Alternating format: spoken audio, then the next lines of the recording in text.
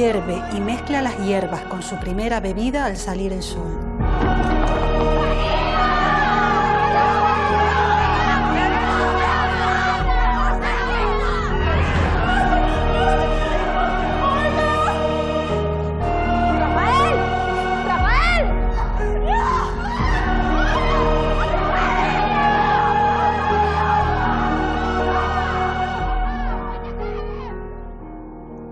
¿Qué ha buscado desde el principio de los tiempos el ser humano? Hoy quiero proponerles un viaje. Que soltemos amarras en busca de una isla distinta a cualquier otra sobre el mar. Una isla que no aparece en ningún mapa, pero que existe en lo más profundo de lo que somos. Está en nuestra naturaleza innata de querer ir más allá en la penumbra, como en esas noches en las que en torno a la hoguera miramos al cielo buscando la solución a todos los enigmas. Ese será nuestro destino, una travesía con los misterios con los que convivimos aquí mismo, en Canarias. Historias insólitas que han resistido el paso del tiempo, que vivieron nuestros antepasados o que ocurren sobre el mismo suelo que pisamos. Buenas noches, pongamos rumbo a las respuestas, pongamos rumbo a la isla misteriosa.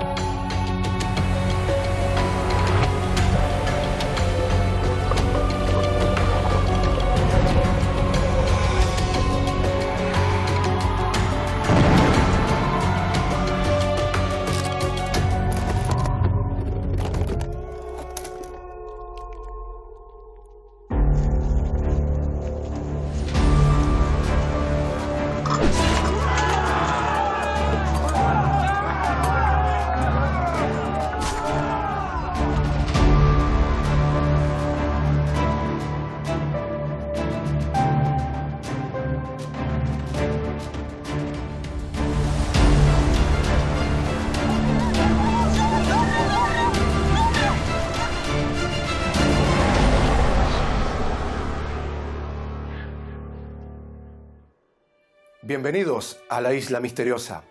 Iniciamos el viaje, pero antes permítanme que les presente a 3 emisarios que nos acompañarán a través del tiempo. Son Fray Diego, un monje franciscano que tras una vida de recogimiento y estudio nos acercará a los misterios que ocurrieron antes y después de la conquista castellana. Conoceremos en otras épocas al Dr. Williams, naturalista inglés que ha recorrido el mundo en busca de prodigios y que dejará constancia de historias fascinantes. Los hechos más recientes serán descritos por Petra Betancor, una periodista de raza que con su rigurosa crónica intentará dar explicación a hechos poco comunes. Forman parte de la ficción, pero a través de sus ojos y su voz nos adentraremos en los mundos del misterio real. Representan ese espíritu de búsqueda de respuestas, ese afán por descubrir que tanto ustedes como yo compartiremos. Acompáñenme, porque la historia documentada y real con la que hoy empezamos, seguro que les estremece.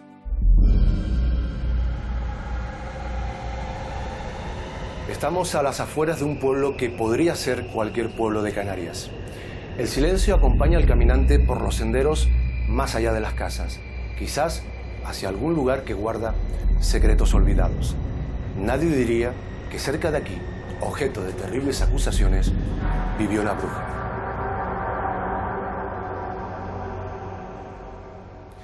Hace apenas 400 años, al menos para el santo oficio que ejercía su poder en Canarias, existían mujeres malditas, hechiceras que supuestamente realizaban ritos oscuros y actos espeluznantes. El Dr. William nos introduce en la historia de una de esas mujeres marcadas por la Inquisición, la historia de María García.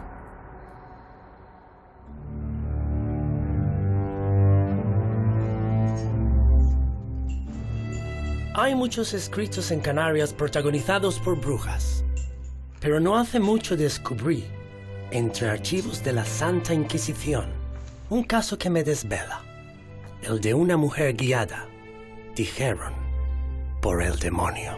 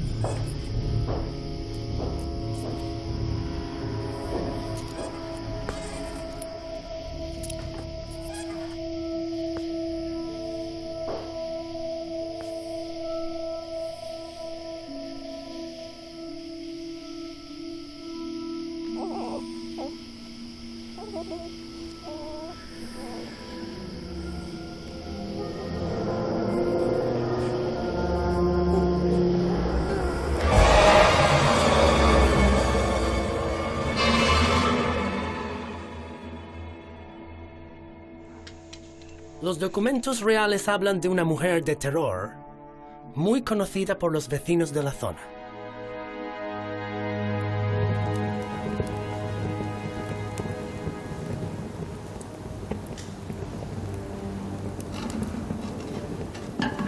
María García era una mujer nacida en Teror, en Gran Canaria, en torno al año 1566. Era una mujer sin recursos y sin formación, como otras tantas mujeres en el siglo XVI.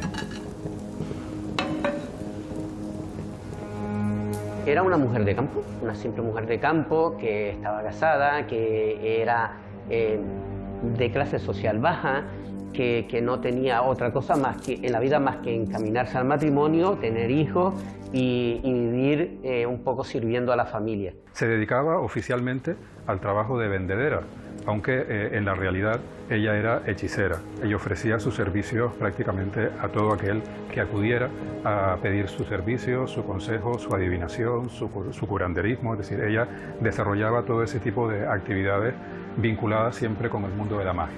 Cuentan que María era mujer humilde y de escasos dineros. Vivía sola, repudiada y acusada de adúltera por su esposo. Pero lo que levantaba más recelo es que preparaba ungüentos y brebajes que, según algunos, eran hechizos diabólicos. Hierve y mezcla las hierbas con su primera bebida al salir el sol.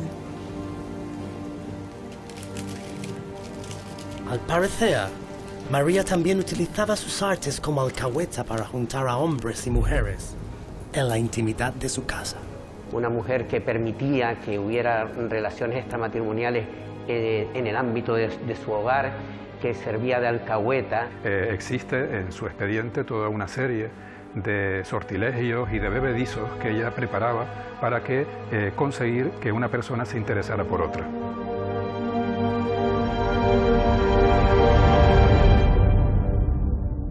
Su perdición, sin embargo, no tendría que ver con pócimas de amor o embrujos que no dieron el resultado deseado. Fue un trágico suceso lo que desencadenó su martirio. ¡Rafael! ¡Rafael! ¡Rafael! ¿Qué pasa? ¡El niño, Rafael!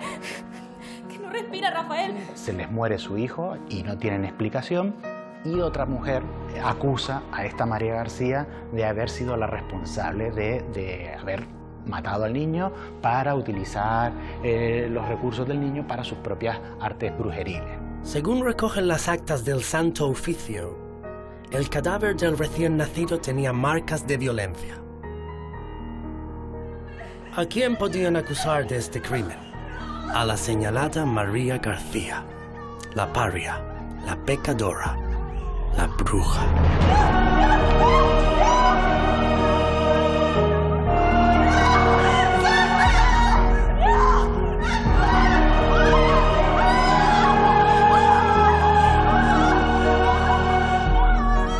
El 11 de junio de 1608, María ingresa en los calabozos del Santo Oficio a la espera de un juicio. Se supone que María García había realizado un pacto con el demonio porque fue acusada en 2 ocasiones de chupar a los niños, tal como aparece reflejado en los documentos. Realmente se trata de un acto de vampirización que solían protagonizar normalmente las brujas y los brujos. Se sabe que en Canarias, como en tantos otros sitios donde la Inquisición actuaba, era muy frecuente el uso de la tortura, y esa tortura pues nunca es agradable y nunca va a ser suave. En algunos casos podía ser el potro, la más clásica, ¿no? La del estiramiento, o en otros casos pues la del ahogamiento, la de echarle agua hasta que no puedas más. Y normalmente después de esos procedimientos se solía sacar siempre una confesión. Pero ¿qué evidencia había realmente contra la supuesta bruja? La Inquisición durante mucho tiempo fomentó la delación, es decir, la acusación sin que se supiera quién te delataba. Entonces ahí ya se construyen cosas que luego en un primer momento no tienen base, pero siguen adelante, prosperan, y una vez que el caso ha pasado, la literatura, la leyenda, pues engrandece, transforma o incluso puede reformular por completo el caso. Con pruebas ciertamente discutibles, La Inquisición hizo cumplir su voluntad sin tener en cuenta todos los testimonios. Debemos demandar y mandamos que la dicha María García salga en auto público de fe si de próximo lo hubiere, y si no, en la catedral de estas islas, en un día de domingo o fiesta de guardar, salga en forma de penitente.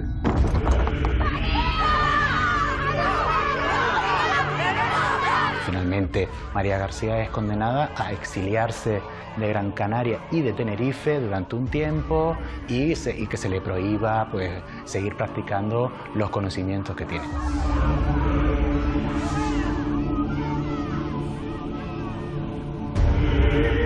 El rastro de María se pierde luego en el tiempo. Lo único certero es que hubo muchas más mujeres acusadas de hechicería en Canarias. Y que brujas reales o no, la Inquisición cayó con todo su poder sobre ellas.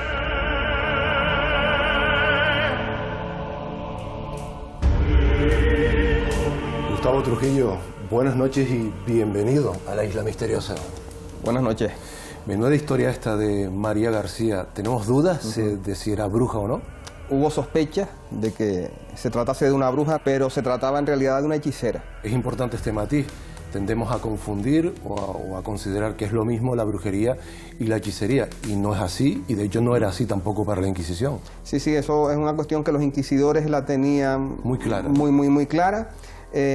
La hechicera es una mujer que conoce rezados, que conoce hechizos, sortilegios, que conoce hierbas medicinales, que te adivina el futuro, en fin, que te consigue cosas, pero es una buena cristiana. Es una mujer que de ordinario acude a misa, que cumple con los sacramentos, que es el caso de María García. Era una buena cristiana, una cristiana vieja. Y frente a la hechicera tenemos la figura de la bruja. La bruja es una mujer, por definición, malvada. Su única razón de ser es hacer el mal sobre las personas, sobre los animales, sobre las cosechas. Es una mujer que pacta con el demonio, que pacta con Satanás. Se convierte en su servidora, ¿no? Devota. En su devota, sí. Y evidentemente pues está al margen de la iglesia, al margen de la religión. Luego también a las brujas se les, en fin, tienen una serie de poderes o de supuestos poderes que no tienen las hechiceras, como es el de volar, su capacidad o su supuesta capacidad para convertirse en todo tipo de animales y muchas cosas más. Otro tipo de maldades, ¿no? ¿Y de qué se le acusaba concretamente a María García? La acusación formal es de hechicera y hubo sospechas de bruja, ¿no? Concretamente de pacto con el demonio. Desde muy joven fue acusada de adulterio. Entonces tiene que buscarse la vida de alguna manera, y es cuando empieza a hacer hechizos y cuando empieza a hacer todo tipo de cosas. Una madre soltera, y eso que era una mujer al margen de la sociedad, como te he dicho, ¿no? Bueno, casi una madre coraje o una emprendedora, diríamos hoy, ¿no? Sí, una emprendedora, pero de negocios que no estaban bien vistos en aquella época. ¿Nos la podemos imaginar en su estancia, en su habitación, en su vivienda, con brebajes, con sortilegios, con recetas? Sí, y después también ella acudía a las casas fundamentalmente de sus clientes, porque aunque también hubo hombres que precisaron de sus servicios, eran especialmente mujeres las que le hacían todo tipo de encargos. Y en su expediente pues se relatan todo tipo de brebajes, de hechizos, en fin. Es curioso que además pues sus propios clientes se conviertan en los principales testigos de la acusación, ¿no? Sí, es un poco paradójico, irónico, ¿verdad? Que los que fueron tus clientes y precisaron de tu servicio, que pasado el tiempo son los primeros que te acusen. Pero bueno, supongo que en estas cuestiones pues todo el mundo quiso salvar el pellejo, y quizás la acusación más grave fue la de haber sido la autora de la muerte de un niño, ¿no? Que aparece con signos evidentes, o lo que se interpretaron como signos evidentes de haber sido chupado. Este fenómeno en concreto es espeluznante, ¿no? De los niños chupados. Exacto, sí. Una de las principales maldades de las que eran acusadas las brujas era de chupar la sangre de los recién nacidos. Este síndrome del vampirismo brujeril es realmente inquietante, conecta con la idea de vampiro, pero ellas no se alimentaban de la sangre, ¿no? Claro, en este caso habría que preguntarse cuántas de esas muertes podrían ser por causas naturales, una muerte súbita. También es probable que en algún caso pues alguna mujer pues chupase realmente la sangre de un recién nacido. Estaríamos hablando de un asesinato, ¿no? Pero claro, eso es un poco difícil de dilucidar, ¿no?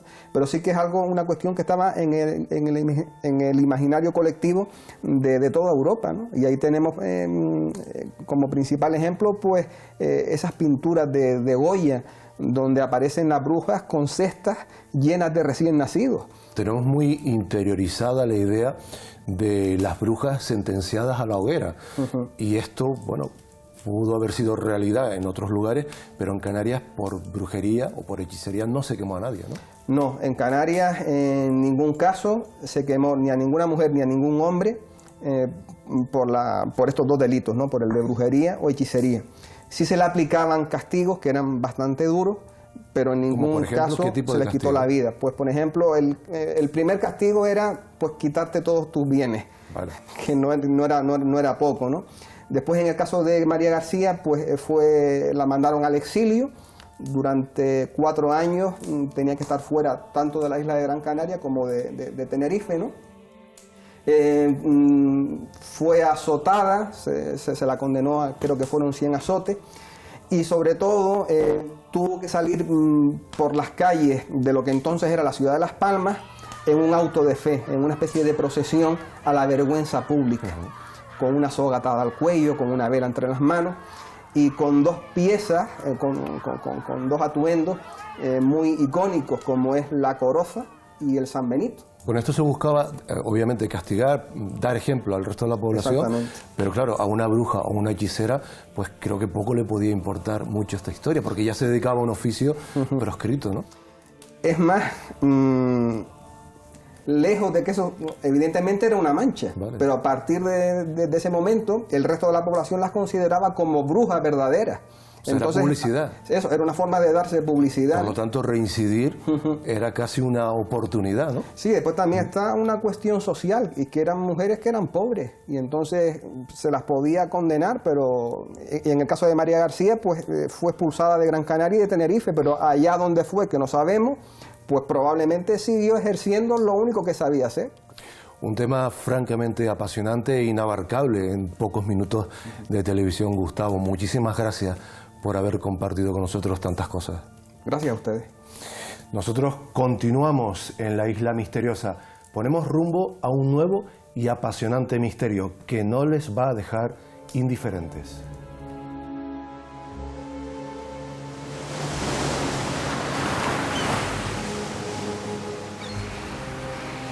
Y yo aquella cosa, como la cabeza de una persona, sacudiendo. Entonces yo me imaginé que se vio así un espíritu de una persona, y pero era de medio para arriba como una persona. Pero eso es que lo tengo en la mente, lo tengo así, como si fuera una foto.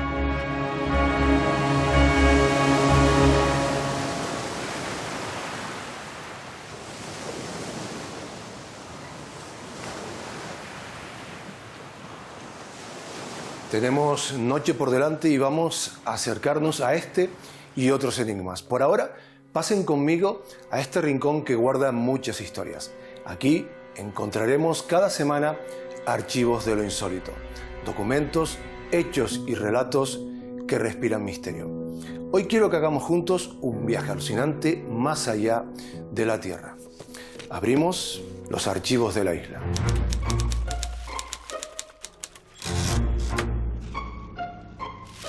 Nos fijamos en un astro que desde que existe el tiempo ha cautivado a todas las criaturas del planeta, siempre relacionado con lo que hay más allá de este mundo. Es la Luna, que cobraba vida ya en la creencia de los primeros canarios, como deidad que gobernaba el tiempo y los calendarios de las cosechas.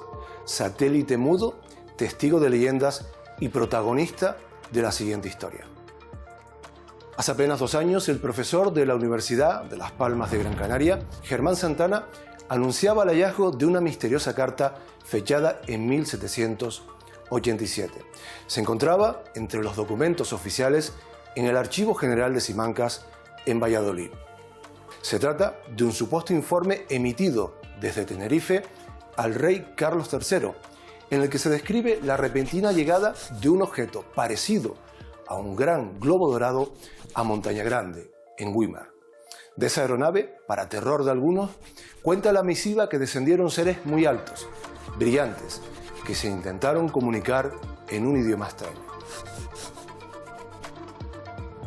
Finalmente, los allí presentes entendieron que los viajeros eran amistosos y que procedían nada menos que de la Luna.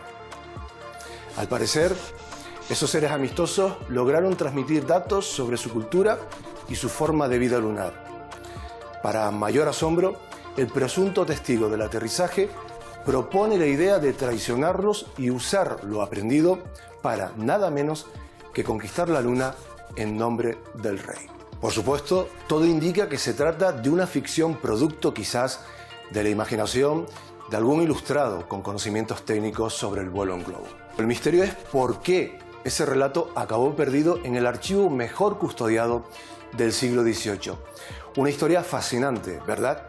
Casi 100 años antes de que Julio Verne escribiera De la Tierra a la Luna, aquí, en Canarias, ya había quien pensaba en conquistarla. Seguimos en la Isla Misteriosa, en busca de otros enigmas.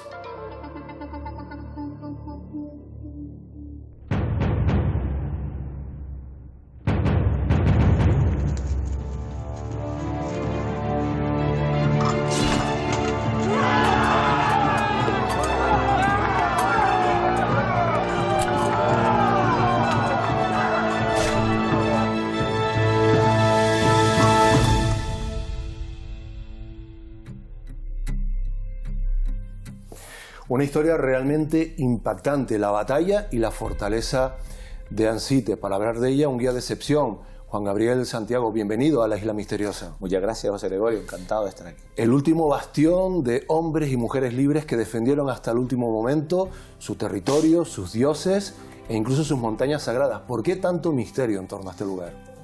Si bien es cierto que fue el último bastión, el último refugio, el misterio se centra sobre todo en ubicar exactamente cuál de todas aquellas fortalezas es Ansite. Y también es una incógnita lo que allí ocurrió, ¿no?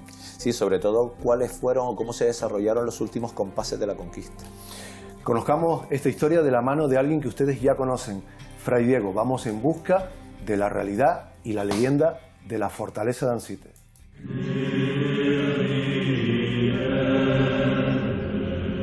Es cierto que el tiempo es instrumento y discernidor para comprender la verdadera voluntad de Dios, nuestro Señor, y tiempo hará falta para llegar a comprender lo que aconteció con el siglo XV ya agonizante en la zona de Tirahana, conocida como Ansite.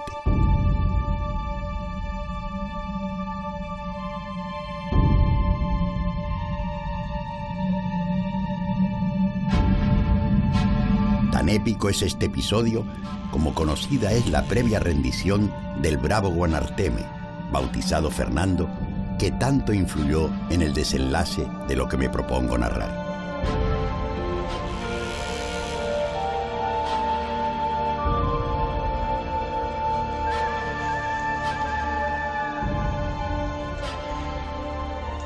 Fue extendida la idea de que Bentejuí y los suyos, entre los que encontrábanse el Faicán Falla y la princesa Guayarmina, se refugiaron en la llamada fortaleza de Ansite.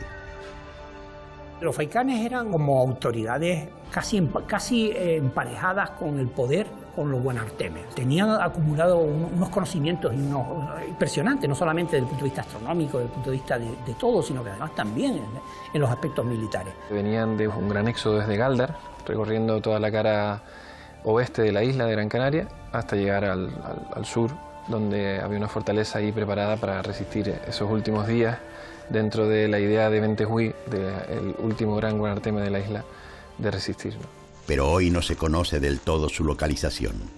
Esa asociación entre la fortaleza y el lugar San Site concreto es un vínculo que se establece a mediados del siglo pasado de una forma un tanto a lo mejor arbitraria, sin tener las evidencias materiales que demuestren que la fortaleza en concreto pudo ser el sitio de Ansite. Confesaré que hay otro misterio que me intriga. ¿Buscaban los canarios allí auxilio de sus dioses, sabiéndose en inferioridad? Ellos se refugiaban ahí no solamente posiblemente buscando una defensa física, sino buscando una defensa espiritual, buscando una defensa de sus dioses, por decirlo así, ¿no? Que les lleve una manita, que les lleve una ayuda, ¿no? Esas correrías que van desde primero el Ventaiga, después a Fataga, acaban en Ansite, están marcándoles una ruta de lugares sagrados. Fuere donde fuere, cierto es que los castellanos lograron descubrir la posición estratégica de los que todavía resistían.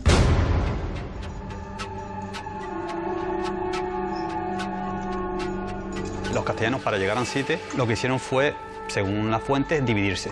Desde Agaete, Alonso Fernández de Lugo subió con parte del ejército. Por otro lado, Pedro de Vera y su hijo, Rodrigo de Vera, pues en barcos llegaron a la zona sur y desde ahí subieron también por las montañas. Entonces, desde dos vertientes, llegaron a la zona a Tirajana, donde estaba la resistencia, y llegaron a donde estaba Ansite, que realmente Ansite era el último bastión. La conquista de la ínsula, que reclamaban sus católicas majestades de Castilla y Aragón, dependía de la derrota de aquellos canarios. Y con tan alta encomienda, perdóneme Dios, se desató el infierno en Ansite.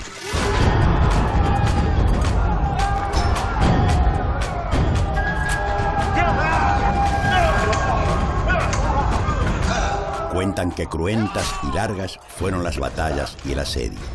Aquí habían batallas espectaculares, impresionantes. Muchas de ellas las ganaron los canarios. Le cuesta mucho a los castellanos, que era una fuerza invasora tremendísima, llegar hasta Galdar, que es la capital del norte de Gran Canaria. Imagínense ustedes que es como si Luxemburgo resistiera 5 días las embestidas de Estados Unidos, ¿no? En aquel momento el ejército español era el más potente. Conquistó Sudamérica con mucha más facilidad. Se cuenta que desde pequeños lo formaban para la guerra, para luchar, para resistirse. Siglos antes ya venían los esclavistas, entonces tenían que prepararse para defenderse de ellos. Siendo sus armas primitivas, pero demostrando valor, sobrevivieron los nativos a este sitio durante días.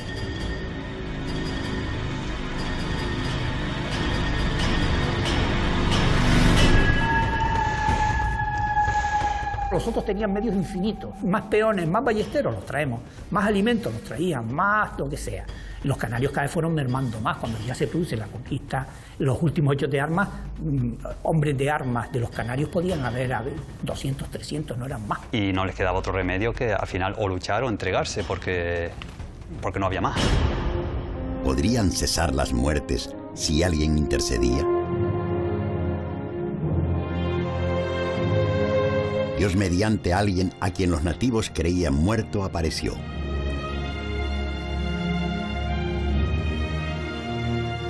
Su antiguo Guanarteme cristianizado.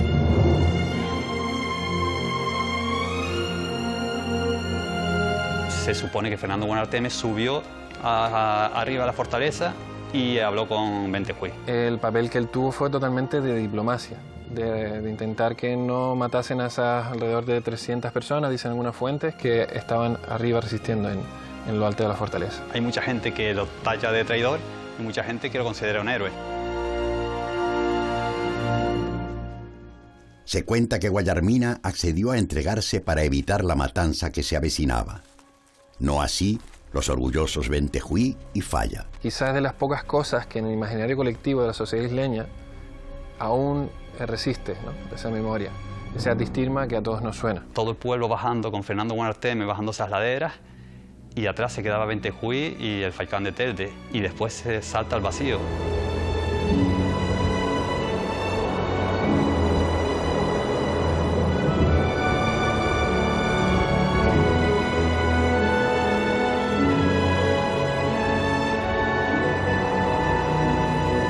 Se acabó la vida, ¿no? Ya no tenemos nada más que hacer aquí pues vamos a morir y a que Majek, Dios, acepte nuestras almas. La gesta y resistencia de los últimos de Ansite se contará por años y años venideros. Al final de la conquista se vio que si no hubiesen rendido la isla, hubiesen acabado con todo. Pero a pesar de las crónicas oficiales, permítame Dios pensar que será difícil conocer todos los misterios de este episodio, porque como en toda guerra, los derrotados nunca cuentan las historias.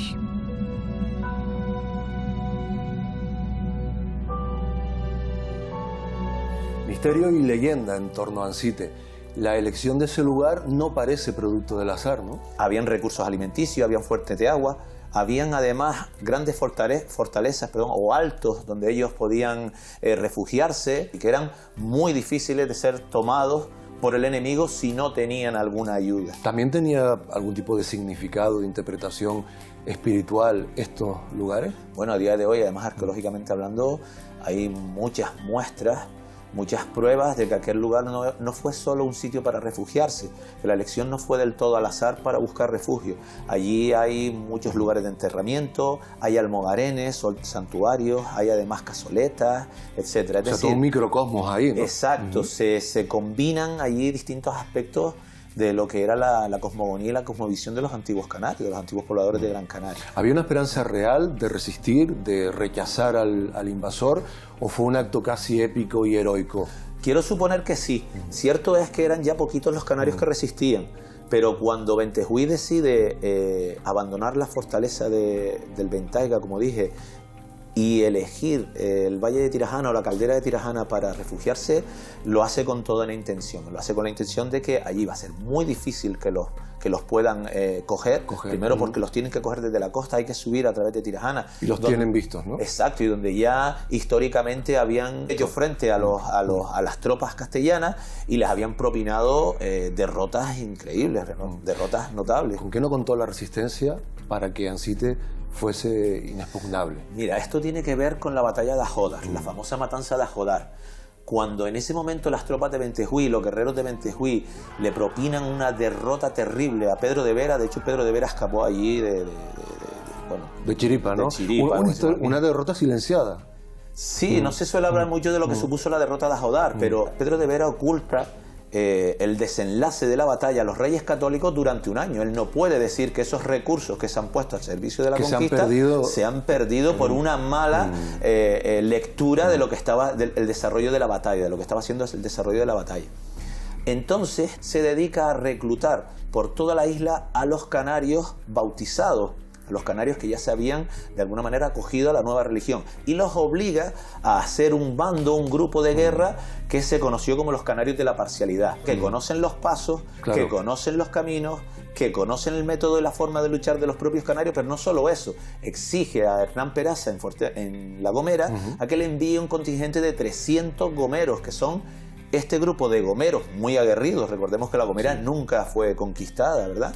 Este grupo de gomeros muy aguerridos, junto con los canarios de la parcialidad, va a ser el grueso de las tropas que se vayan a enfrentar primeramente contra los canarios, y detrás de ellos van a ir las tropas castellanas. Claro, ahí está la clave, ¿no? de la caída de Ansite. Ahí está la clave. Una de las causas que dieron como consecuencia la caída de los canarios, a pesar de que en el tiempo probablemente hubiesen caído por agotamiento y por falta ya de efectivos, no quedaban muchos canarios, fue la toma de la fortaleza de Jitagama, que era el granero colectivo que tenían, era la despensa que tenían los canarios allí. Además, entre los ases en la manga que tenía Pedro de Vera, había uno con el que los canarios no contaban y era muy importante. Y este fue el regreso de Tenesor Semidán, el antiguo Guanarteme, bautizado como Fernando Guanarteme y puesto al servicio de la conquista. Y este señor trata de convencer a los canarios de que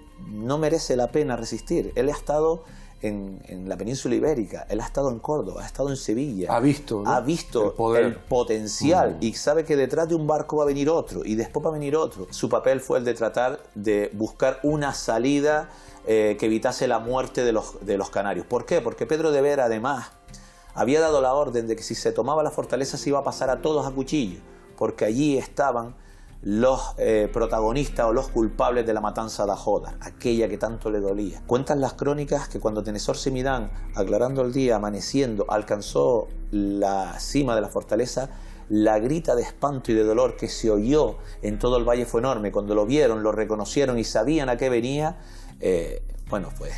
dieron un grito yo supongo que no solo espanto, dolor, sino hasta pena, sabían lo que iba a ocurrir. Tenezor Semidán dialoga con Bentejuí, está esa famosa frase cuando trata de convencerlo de que se rinda, ¿no? Bentejuí le dice,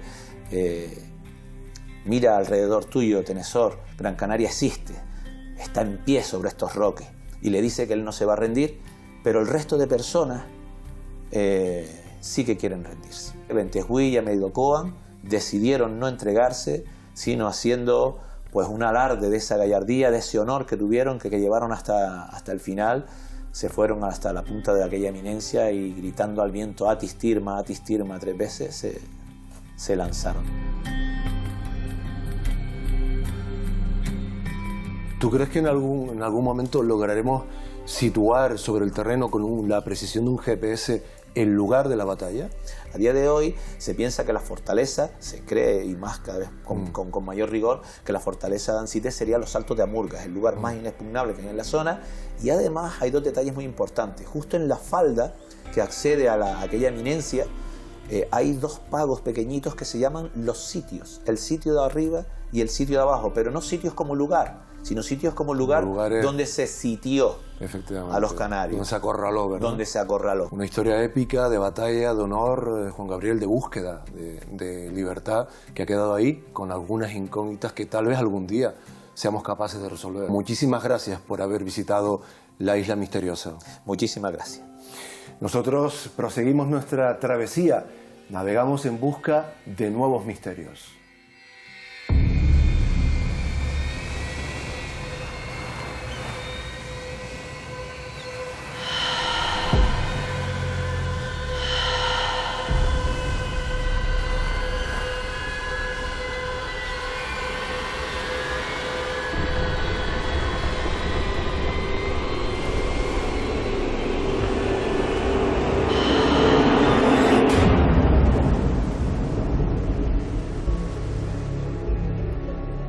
Estarán de acuerdo conmigo si les digo que algunas historias se cuentan mejor en la intimidad de un círculo junto al fuego, con la complicidad del silencio de la noche. Sobre todo si se trata de hechos cercanos, con testigos a los que mirar a la cara sin encontrar atisbo de duda. Personas que han vivido en su propia piel el terror ante lo imposible. Petra Betancor nos cuenta cómo, no hace tanto tiempo, un tranquilo paraje costero en La Gomera se convirtió en la playa del miedo.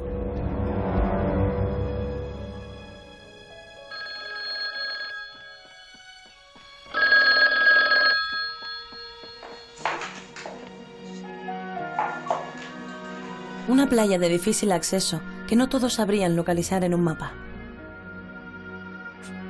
Pero sigo encontrando testigos que describen allí apariciones espectrales y fenómenos sin explicación racional.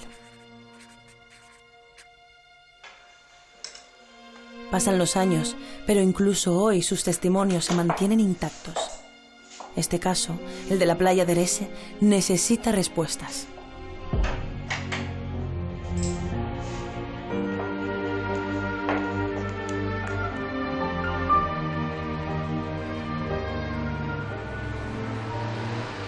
Esta playa se encuentra en el término municipal de Alajeró.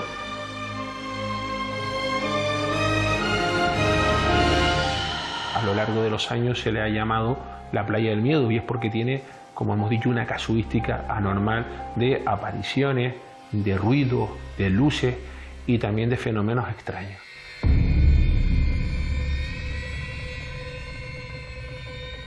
No puedo precisar la fecha exacta del primer suceso anómalo en la playa de Erese, pero algunas personas que conocieron a los implicados no han podido olvidarlo. Todos juraron que estaban solos en la playa, que ninguna otra persona podía haber aparecido de repente, que aquello era simplemente imposible. Y ven pues a una figura alta, altísima, embutida en un traje negro que le daba como un color brillante, y miran cómo se aleja en la oscuridad en el otro extremo de la playa.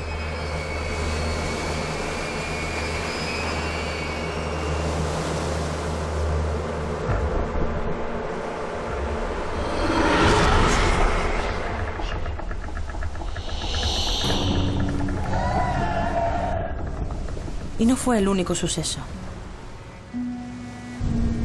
La playa continuó importunando a sus visitantes.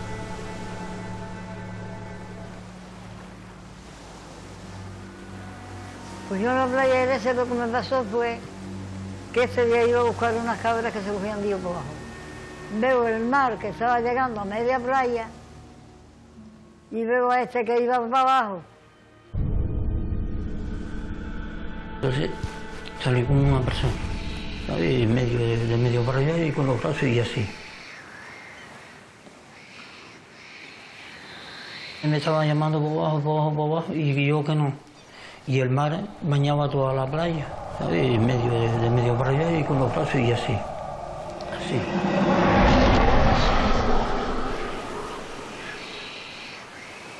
Y puede ver a la figura, a una figura, pues esa figura se encontraba a unos 100, 150 metros donde él estaba.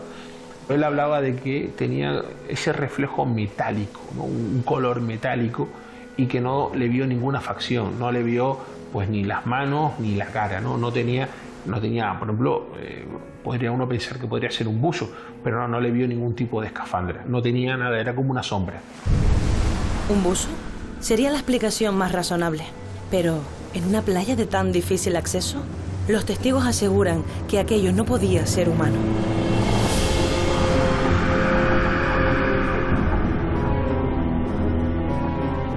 Y entonces yo empecé a llamar por él. ¡Súbeme, por favor, sube! ¡Corre! ¿Qué era aquel ser? ¿Por qué le hacía señas al niño para que se acercara al mar? Pensaba que o era una persona que estaba allí, que había escondido la ropa y se tiró al agua.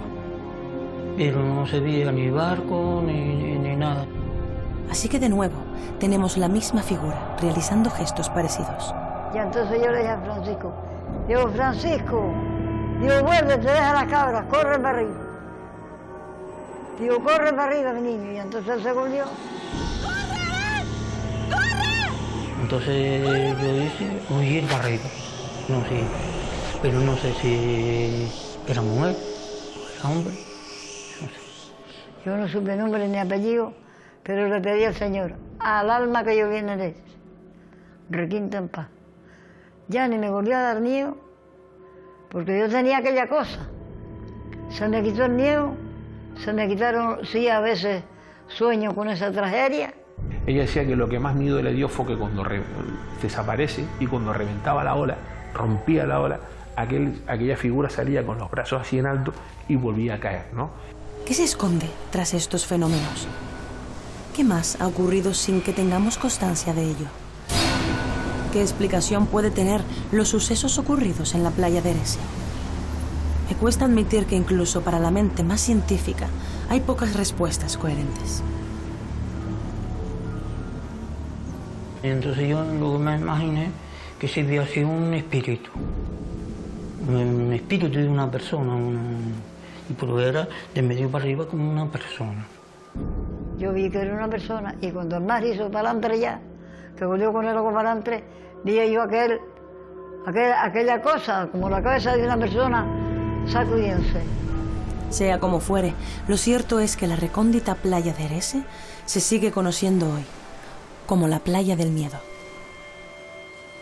Lo sigo pensando y cada vez que llego al mar parece que lo veo. Más bien me dicen que no sea tonta, que no tal. Digo, tonta soy yo que soy, pero ciega no. Gracias a Dios, ciega no soy. Y si veo una cosa me acuerdo. Si no me acuerdo en una hora, me acuerdo en la otra. Pero eso es que lo tengo en la mente, lo tengo así, como si fuera una foto.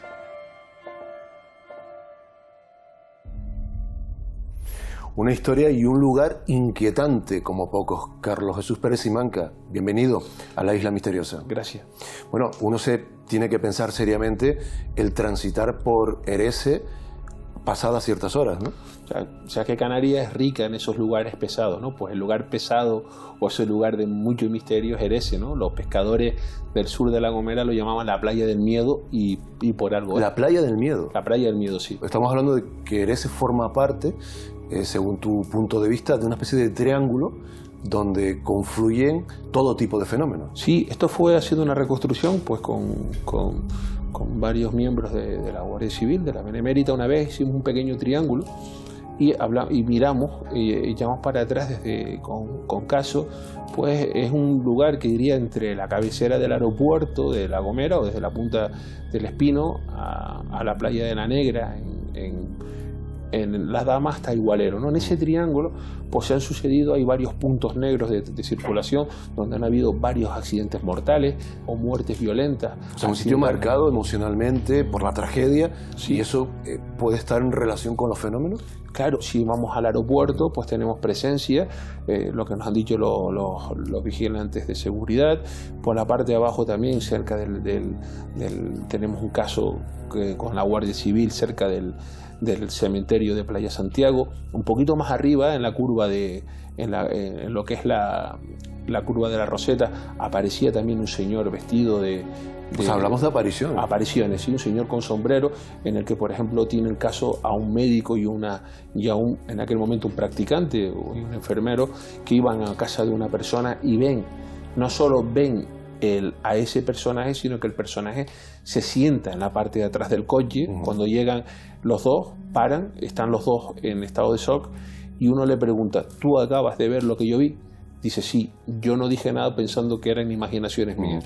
Carlos, la gente puede pensar que hablamos de leyendas urbanas porque hay ciertos relatos prototípicos, pero en este caso, o en estos casos, estamos hablando de testigos con nombre y apellido, en ocasiones además donde no hay solo uno sino varios. Es decir, estamos hablando de hechos que ocurren, aunque no podamos explicarlos. Claro, aunque sean leyendas urbanas, y supongamos, aunque sean, pero se concentran allí. El tema es por qué se concentran, pues presencias fantasmales en carretera. También se nos contó que a la cabecera de aquella montaña, que era una antigua necrópolis de los antiguos Homero, había luces bailando y que se veían desde el pueblo alajero. Una vez contabilizamos y habían más de 175 testigos directos que habían visto aquella... Está conectada además con la creencia también en almas en pena, ¿no? Herese a poco que rasque, te sale pues se dan un montón de historias, ¿no? Las luces del misterio, estas luces de ánima, a veces vinculadas con historias brujeriles y en tiempos más recientes con el fenómeno siempre escurridizo de los ovnis, son en La Gomera una constante, ¿no? Claro, tenemos por ejemplo una historia que nos cuenta Efigenia Borges en La Saya, que es la de las 7 potencias, las 7 iluminarias de La Saya. De hecho, el barranco, hay un barranco que está allí que se llama el Barranco de la Luz, y era porque aparecía una luz allí. Un poquito más arriba tenemos la cañada de Jorge en La Gomera es el diablo, deriva esa palabra de Irguán, y incluso tenemos ahí el Jardín de las Creces, donde aparecen pues esas mujeres enlutadas, vestidas de negro, que cuando se te aparecía siempre... ¿Mujeres enlutadas? Claro, sí, mujeres a las cuales nunca se le veían los pies. Espectrales. Espectrales, sí, mirando hacia el suelo, se creía que tenían como una especie de pañoleta. Y cuando se te presentaban, siempre era para decirte algún mensaje funesto, algo que te iba a aparecer. Siempre que te aparecía, sabías que no era para nada bueno. Tenía que ser muy inquietante, muy intimidador caminar a ciertas horas de la noche por La Gomera. Te podía salir una de estas mujeres enlutadas. Claro, el diablo en La Gomera, en el monte, aparecía en días de luna nueva, cuando no había luna, en oscuridad total. Piensa que un poquito más, en Las Hayas, un poquito más allá, tenemos la leyenda del Comegente, que también fue una leyenda que se la demos a José Pereira, que era un caso de un ogro que vivía en una cueva y que raptaba a la gente. Y de hecho alimentaba a esa gente con ranas. Por eso se decía que cuando había invierno y no se oía muchas ranas, se decía que el Comegente pues se había llevado muchas almas a esa cueva donde se las comían. Bueno, La Gomera, un territorio fascinante, representativo de los muchos misterios que también acumulan todo nuestro archipiélago. Carlos Jesús Pérez Simanca, muchísimas gracias por haber visitado la Isla Misteriosa. Gracias por vuestra invitación.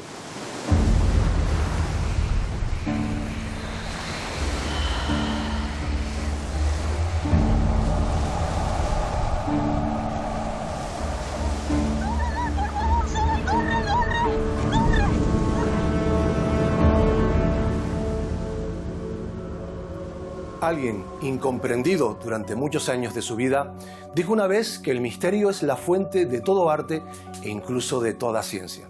Era un loco que se empeñó en mirar más allá del espacio y el tiempo, que intentaba explicar lo desconocido y que de alguna manera sabía que el ser humano llegaría a comprender verdades universales. Su nombre, Albert Einstein. No lo duden, el misterio y la razón viajan a veces de la mano. Buenas noches. Les espero la semana que viene aquí, en la Isla Misteriosa.